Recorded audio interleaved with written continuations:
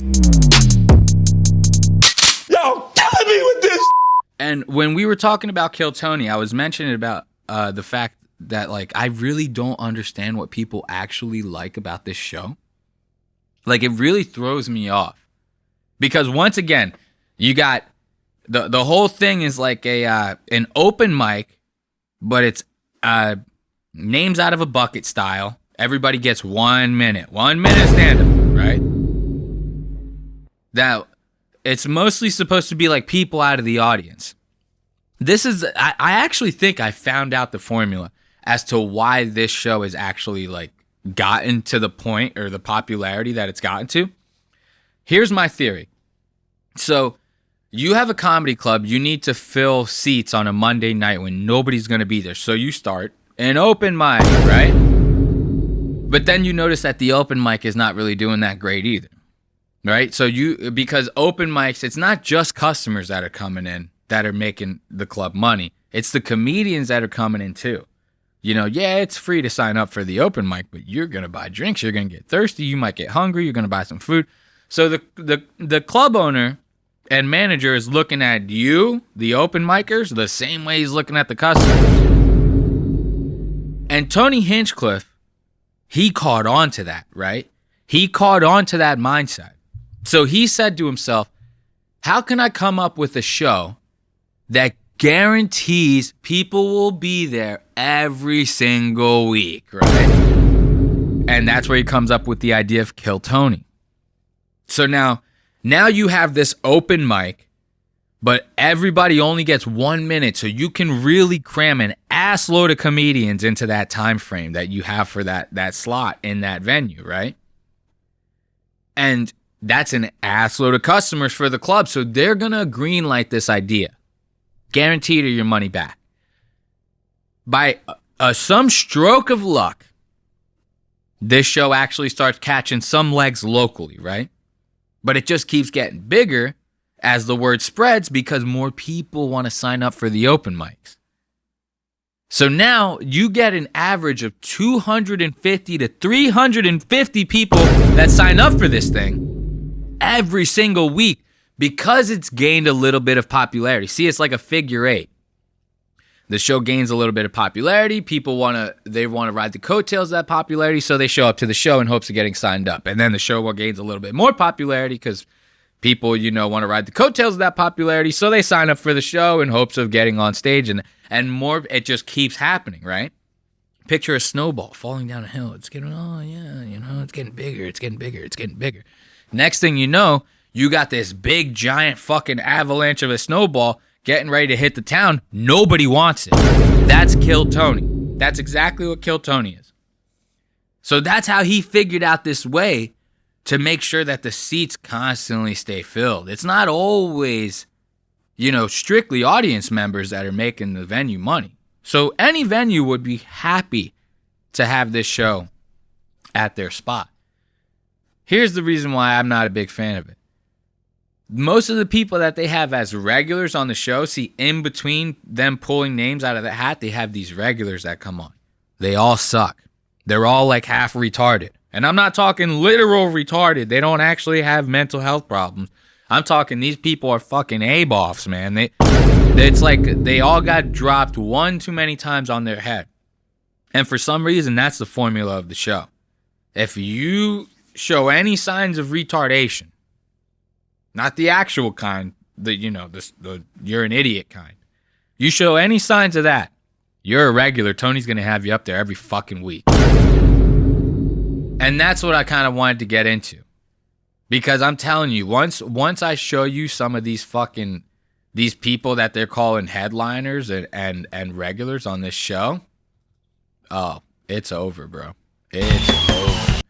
Now, this episode of Kill Tony. This is the Shane Gillis and Adam Ray episode of Kill Tony. Shane Gillis is playing Donald Trump and Adam Ray is playing Joe Biden. And this was an interesting episode because it was supposed to be a parody on the debates that happened, which obviously embarrassed the fuck out of Joe Biden to the point where this guy just got done pulling out of the race. No more Biden. Now everyone's going to have to deal with 4 years of Kamala Harris. So, you know, it was interesting because they were trying to make a parody of the debate. And then right after this episode ended up airing, Trump ends up getting an assassination attempt on the guy, you know? FBI, open up! So now, listen to this. This is going to be the first regular at Kill Tony. Listen to this fucking bomb. This is a comedian named Casey Rocket. Joe Rogan loves this guy. He's one of the people that works Joe Rogan's club, The Mothership. And the Kill Tony dudes love this guy too. And they have somehow talked this guy up to where he's like on tour selling out theaters and shit. And when you see the comedy that this guy is bringing to the table, you're going to be asking yourself why over and over and over.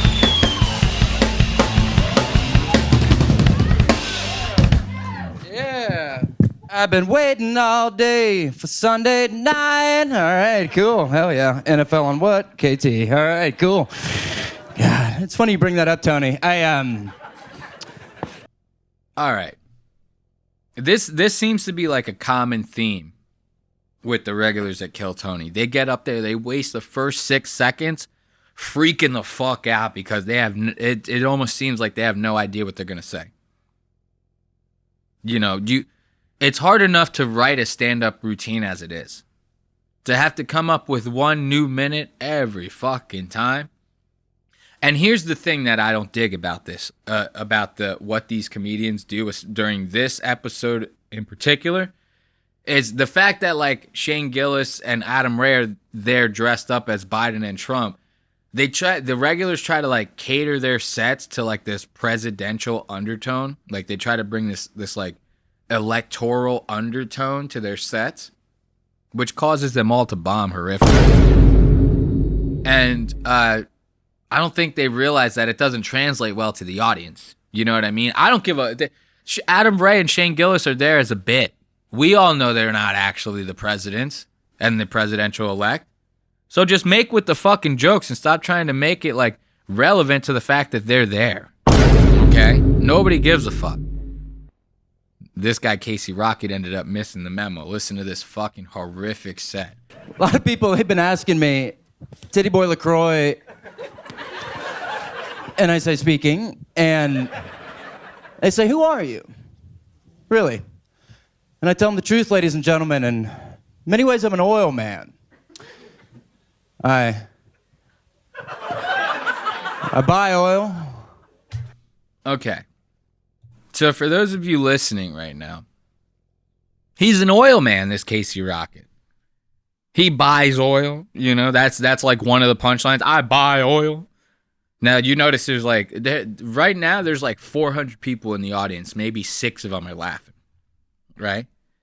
This guy's trying to sell this punchline with like some big fat retarded guy dressed up as one of the Blues Brothers coming on stage holding up a piece of paper with a $100 bill on it.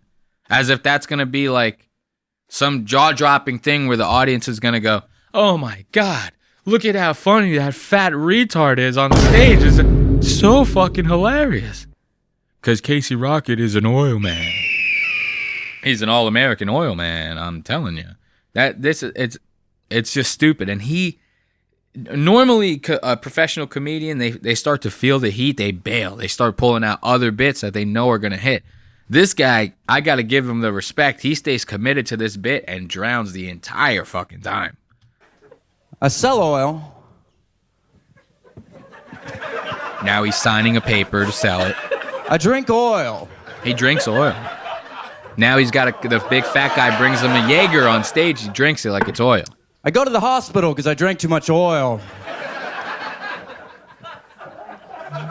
I sneak out of the hospital in the dead of night and the staff starts freaking out because the oil man's loose. Look at this bullshit. Because the oil man's loose. These two fucking morons are on the stage dancing around. The oil man's loose. They're dancing because the oil man's loose. This is the bullshit that I'm talking about. And these guys, these regulars, they stay bombing the entire fucking time. They stay bombing. And these are the people that Tony Hinchcliffe has deemed worthy of the Kill Tony audience. You know, it's the biggest live podcast in the world. It's Kill Tony. You know what? We have a special guy that we bring out sometimes when somebody bombs on the show. Ladies and gentlemen, make some noise. This is a brand new minute from Drew Nickens. Ooh, look at this guy. Look at this guy. Oh. Look at this guy. Look at this fucking A-boff. Look at this guy. Oh, Lord. You know that Drew Nickens, he could suck a brick right out the side of a fucking building. That motherfucker is hurting right now. He looks like he has to pee. And look at Shane's face. Shane is not with it. Shane's like, what the fuck kind of bullshit is this? Now, remember what Tony said. Before I play this guy's set, remember what Tony said. I got somebody here that we like to bring out just in case people bomb. Let's see if Drew Nickens can save the show. All right. So I got sober 3 years ago when I walked into a Dollar General and I saw these white chocolate macadamia nuts. When I tasted them, it felt like a Yu-Gi-Oh card I got pulled was the best one, and I fucking tasted Red Bull. It was amazing. Okay. Jesus fucking Christ. Let's break that down real fast, okay? So this guy, his opening joke, he's like, yo, man, I went to go get these macadamia nut cookies, right? I took one bite of these macadamia nut cookies, right? They were so goddamn good. These macadamia nut cookies were so goddamn good. They felt like I had pulled the best Yu-Gi-Oh card out the pack. And I had tasted Red Bull. Damn, son, where'd you find this? That's how good these macadamia nut cookies were, goddammit. This is fucking crazy, bro. You know this is a full-time comedian? This is a full-time comedian. He's fucking, if he hasn't felt the heat yet, he's gonna feel it soon. Because this set does not get any better, folks. But then I realized I had one package and I got so productive. It was like I was on meth. I came in, I ran a 5K in blue jeans, I mowed my lawn, I even did all 12 steps of AA. Now I was feeding when I came back. Came back to the Dollar General, I was ready. And then $15 Generals and $6 trees later, I couldn't find them. It was like they were my Quaaludes. Okay, so now he's talking about the fact that he really wants these macadamia nuts. But he can't find them. So he's going from Dollar General to Dollar General to find these cookies. And his big fucking punchline is that the cookies were like Quaaludes because he couldn't find them. Right? They're like Quaaludes. Quaaludes is a drug that nobody's talked about in years. The last time anyone was talking about Quaaludes is when the new rendition of The Wolf of Wall Street came out. You know? And in that movie, they were talking about how Quaaludes don't exist anymore. You know what I mean? He could have legitimately said it was like they were my heroin. It would have brought the joke home a little bit better. This is the guy that's gonna save this bomb. You know what I mean? And then I looked on Google, and when I looked on Google, I found out this. The company had been out of business for 3 years. Dog, it was crazy. It was like they were right next to a Chinese nuclear plant. I didn't know if I was hurting my brain more or I was becoming a Ninja Turtle. Thank y'all so much. Drew Nickens, ladies and gentlemen, with another high energy, brand new minute. This, I don't even know how do you tie that story together? What was that even about? This is the kind of shit that I'm talking about.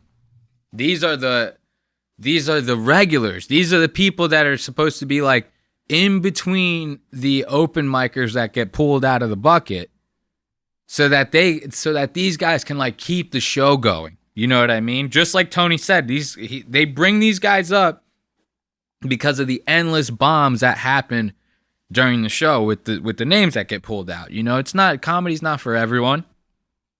And some of these people coming up, it's like the first time they've ever done it. They're nervous. It's a big crowd.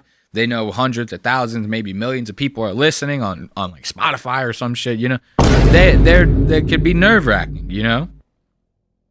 They bring these guys out to bring the vibe back up, right? And I talked about last week, the William Montgomery guy, right? In the eyes of Tony Hinchcliffe and the boys, this William Montgomery is like the guy. I don't know why. But it's endless bomb after bomb after bomb. And William is usually the last set that goes on for the night during Kill Tony. And this motherfucker bombs extra goddamn hard. To the point to where he ends up completely losing it. He breaks down on stage and starts attacking the audience. We'll show you a little bit of that later. But wait until you hear this dog shit. This is the William Montgomery. This is like the guy. Before we leave, I mean, there's only one more person that could possibly end an episode like this. You guys know it. Remember that. I'm very excited to see him tonight. Make some noise for the Big Red Machine. This is indeed William Montgomery, everybody.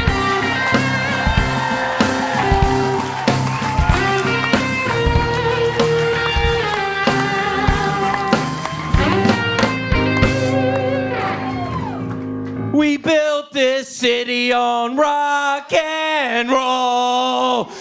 Bad news, folks. Do not enter this city. Extreme safety hazards are everywhere. I hate that. Look at the way he does that. As soon as he tells a joke, he goes, like it's like he's like waiting for it's like he's putting his chest out like, yeah, right, audience? And they're all like, what are you talking about? That fucking joke sucked. Listen to that again, dude. City, extreme safety hazards are everywhere. You see that? You see how he did that? He pulls the mic down. He's like, looks at the crowd's reaction. This guy, everything about this dude is screams first year comic. And he's been around Kill Tony for fucking ever, dude. Like, I'm talking like the first iterations of this show. When it was on like a shitty stage with a shitty backdrop, there was like fucking 2 people on stage. The whole thing looked like shit. Everyone has to start somewhere though, right? So this guy's been around a long time. He can't fucking even memorize a minute of stand-up. He's still reading off of fucking cue cards.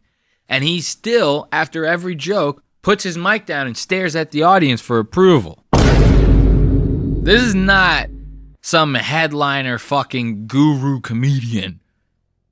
This guy's a fucking hack.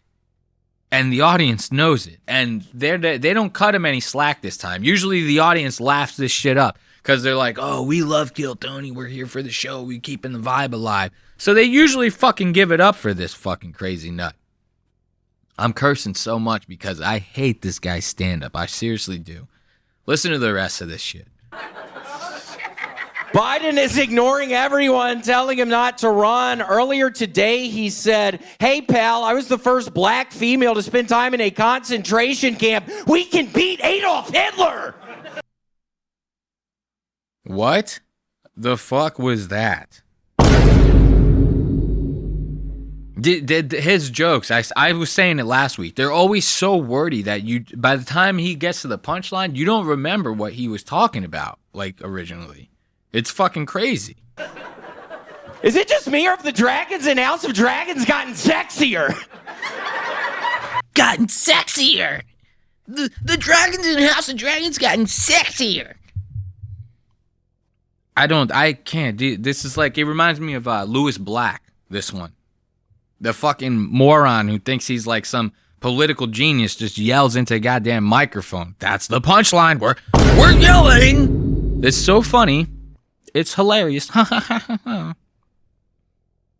See how funny it is when I light your house on fire. Back in the 90s, I actually stumbled upon a famous running back murdering his ex-wife, and I pulled out a cigarette to take the edge off, and he said, "Hey, don't smoke, kid." And I said, "Don't I know you from somewhere?" And he takes his little glove off and says, "I'm O.J. Simpson." All right, enough of that dog shit. Well, I'm going to bring you to the point to where he really starts breaking down here. Like,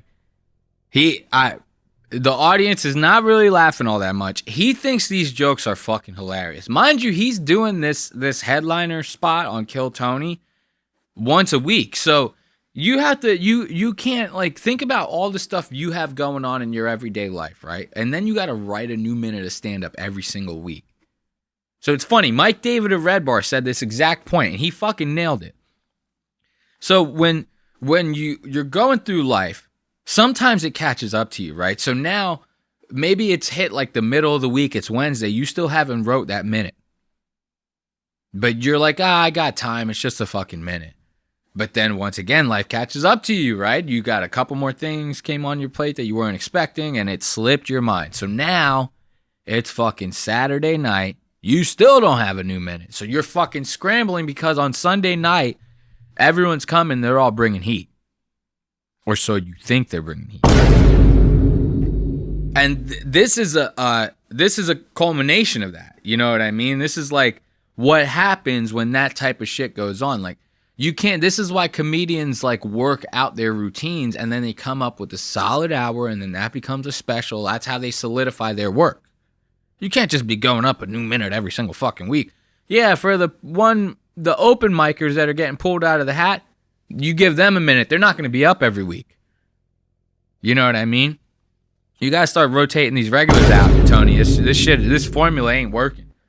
So now listen to how William like starts breaking down and attacking the crowd over the fact that they just really weren't feeling his dog shit jokes this night. But it's a horrible problem now because now it sounds like an airport in our apartment. It sounds like a jet engine going off in our apartment now. So it's really cold, luckily, but it's just so loud in there now. Wow. So what do you... He tries to... Look at his face. He tries to make this excuse. Like, oh, it's really cold, but it's really loud in the apartment. A jet engine. Look at his face. Look at the distress. This isn't about the air conditioner in the apartment. You see the face that William Montgomery has on him right now? This isn't about the air conditioner in the apartment.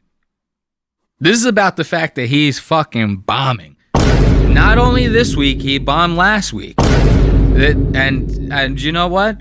If I had to guess, he's probably going to bomb again next week. So, like, you know, this is a man who's truly losing his way here. And that breath that he's taking in between this excuse, that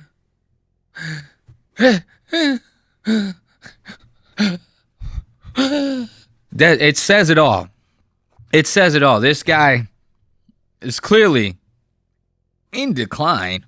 Going off in our apartment now. So it's really cold, luckily, but it's just so loud in there now. Wow. So what are you doing to block out the sound? I'm not doing shit, man. That's why I was a little on edge tonight. And again, House of Dragons joke, I thought was far funnier, and it got no fucking love. So it almost makes me feel a little weird, Tony, even to be in front of these fucking idiots tonight. I swear to God, I wasn't even feeling it tonight. It's loud as fuck in my apartment, and it's like all these pussies in the fucking audience. Well, at least... See?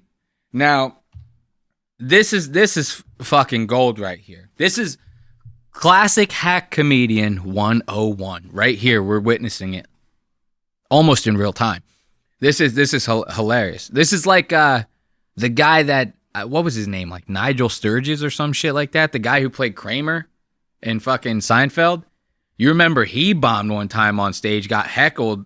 Next thing you know, this guy's throwing the N-word out like it's fucking hot. This guy starts really attacking the audience, like on some next level shit. And that's exactly what's happening here with William. He bombed. The jokes weren't that funny. Like I said, he probably scratched them shits up that morning on that stupid fucking yellow poster board he brings on stage. How can you not memorize a minute of fucking stand-up? So he bombs, And like I said, classic hack comedian 101, what do you do in that situation? You attack the crowd. Yes, of course, you attack the crowd. What other choice do you have? So now William's attacking the crowd. He's really not feeling it.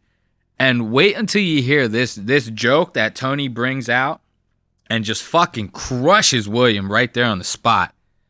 This joke is really where William starts to fucking lose it. Listen to this. And it's like all these pussies in the fucking audience. Well, at least you got to enjoy some peace and silence during your 60-second set tonight. Oh, look at that. Listen to that fucking crowd reaction, folks. Ladies and gentlemen, We got him. Yes. What? He fucking can't handle it. Look at his face. Look at how fucking pissed off he is. You see what direction he's looking at, right? He ain't looking at Tony. He is not looking at Tony. He's looking at the audience. He's really pissed off about the fact that one single joke at his expense got some major fucking laughs, and he is not happy right now. And remember I said he starts taking it out in the crowd, and right now is where he really loses it. Listen to this. Ooh, Red Band with the soundbite. Are you gonna clap at that, you nasty looking slut? Oh my God, is that really your fucking wife, dude? Yikes! Listen to that. Listen to that insecurity. There's so much insecurity behind that insult. Is it that's your fucking wife, dude? Yikes, that's fucking dog. She's a fucking dog, dude. Meanwhile, this guy looks like Liver King going bald. I don't know, I couldn't come up with a better joke. He just looks like Liver King going bald. Look at this fucking guy. This is the guy that's cracking these jokes about this poor man's wife in the audience. And Shane, look at Shane. Shane's fucking iron-faced. He's like, I simply won't put up with it. I can't do Trump. But Adam Ray is sitting here laughing his ass off. Why? Because Tony just got done roasting the fuck out of William. And William is going to continue this onslaught on the audience simply because they just didn't laugh at his jokes. Like, just take your licks and move on. Holy shit, that is so mean, William. It's like she wasn't clapping at any of my jokes, and now she claps at the silence thing. It's bullshit. It's not bullshit. It's the truth. See, this is the one beautiful thing about comedy. Is if it ain't funny, people ain't gonna laugh. But I'm sorry, that's just the way it works. And William, you happen to not be funny, you know? It's so childish too. Like when you really analyze the mindset of a comedian, it's like picture like when a 5-year-old kid learns something new or learns how to say something new, even fucking worse. All they want to do is tell you. You know what I mean? You're in the middle of trying to keep the house from burning down. And they're just like, Mommy, I got something to tell you. Mommy, I got something to tell you. Mommy, listen to me say this, right? I got something that you've never heard before. And then finally, you're at your wit's end. You turn around to the kid and go, what? And they go, booger. And next thing you know, you want to wring this kid's neck and fucking toss him out the window, right? It's the same thing with the comedian. They get on stage, they got the mic in their hand, they go, Mommy, listen to this new joke I just learned. Mommy, it's fucking hilarious, right? Now, with the kid, what happens if you just push him off to the side? 9 times out of 10, you say, hey, man, I don't got time for this. You're going to have to show me later. They start freaking out. They start kicking, screaming, yelling. The only thing you could do to calm this fucking little shit down is to stop and listen to what they have to say. It's exactly what's happening with William right now. He's really feeling the heat, and he fucking hates it. What is that dinosaur on your arm? A fucking Stegosaurus? A lot of dinosaur talk tonight, and you would think with all this talk they would understand Jurassic Park. Nobody Oh, God. So that's Shane making references. Shane was bombing too. He made a Jurassic Park reference earlier and nobody understood it. And that's the whole thing, you know. But now, William still, like, even after Shane says this little tidbit, which we're not going to play right now, but after he says this, William's still on the stage yelling and screaming, "These fucking pussies," you know what I mean? Going on and on and on. They're trying to end the show.